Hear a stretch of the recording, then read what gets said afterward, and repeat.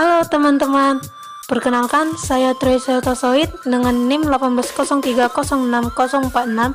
Di sini saya akan membahas tentang biosintesis telur untuk memenuhi tugas mata kuliah praktikum produksi ternak unggas.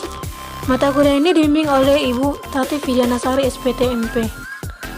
Dalam biosintesis telur ada 3 topik utama yang akan dibahas, yaitu sintesis yolk atau kuning telur, sintesis putih telur atau albumin, dan sintesis kerabang.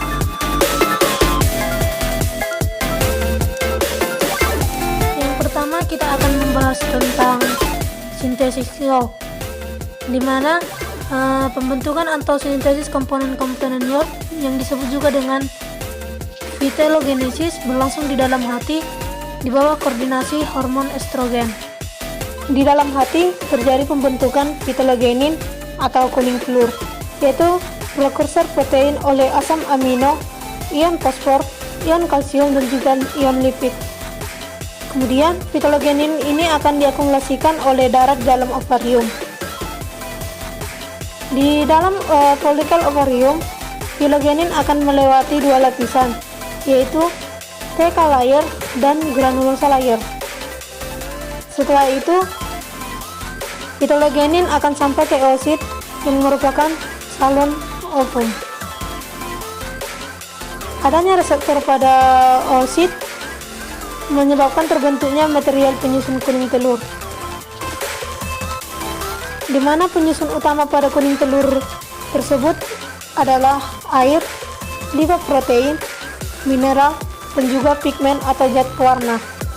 Adapun klasifikasi dari protein pada kuning telur yaitu livetin, fosfitin, dan juga lipoprotein.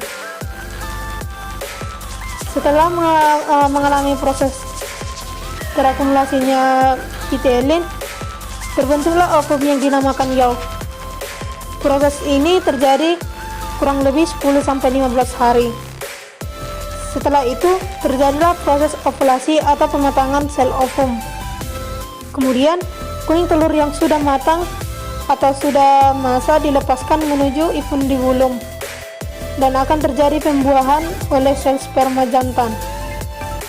Proses ini terjadi kurang lebih 10-15 menit. Setelah itu kuning telur yang telah dibuahi sel sperma akan bergerak menuju magnum. Yang kedua yaitu sintesis putih telur.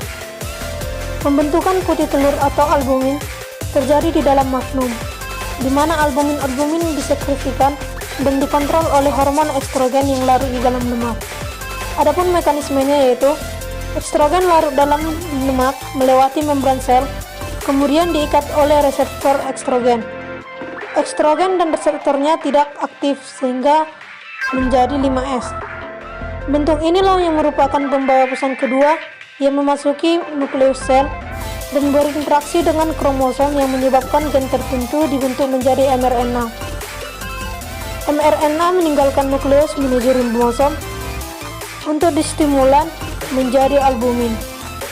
Albumin atau putih telur ada yang kental yang disebut dengan thick albumin dan ada juga yang berbentuk encer yaitu thin albumin. Albumin kental yang menyelimuti kuning telur disekresikan sebanyak 50%. Di mana albumin yang kental ini berupa gen yang mengandung 15 gram air. Adapun di dalam sintesis putih telur ini terjadi yang namanya plumping, yaitu mekanisme penyerapan air bersama-sama dengan protein di dalam proses pembentukan putih telur.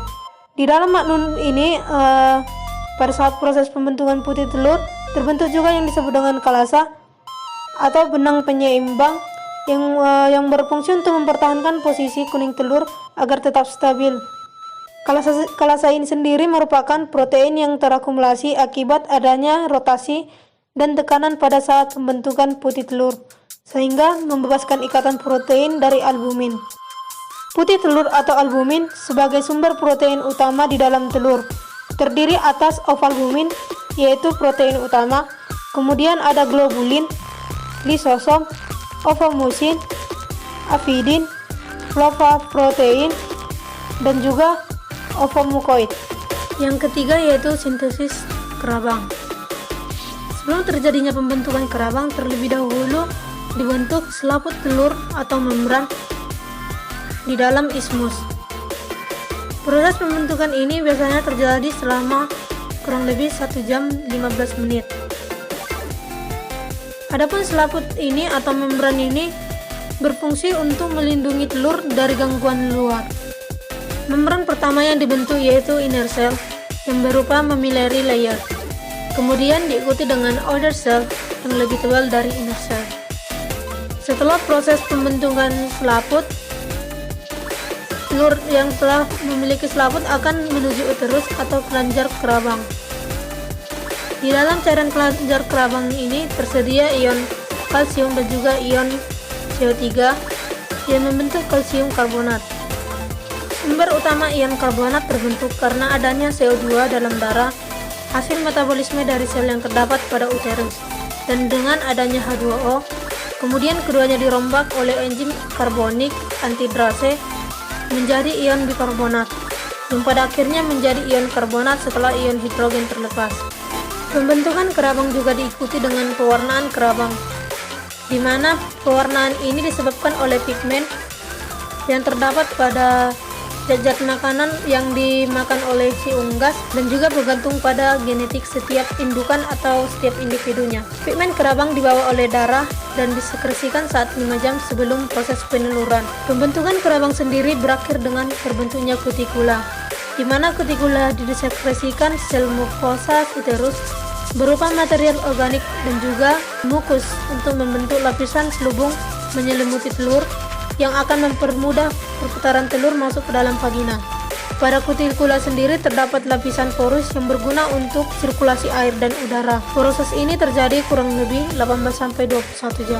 Maka untuk pembentukan telur dimulai dari proses pembentukan kuning telur sampai terbentuk telur yang siap ditelurkan memakan waktu kira-kira 23-26 jam. Mungkin sekian informasi yang dapat saya berikan melalui video ini. Jika ada kata-kata atau pengucapan yang salah mohon dimaklumi. Semoga video ini dapat bermanfaat.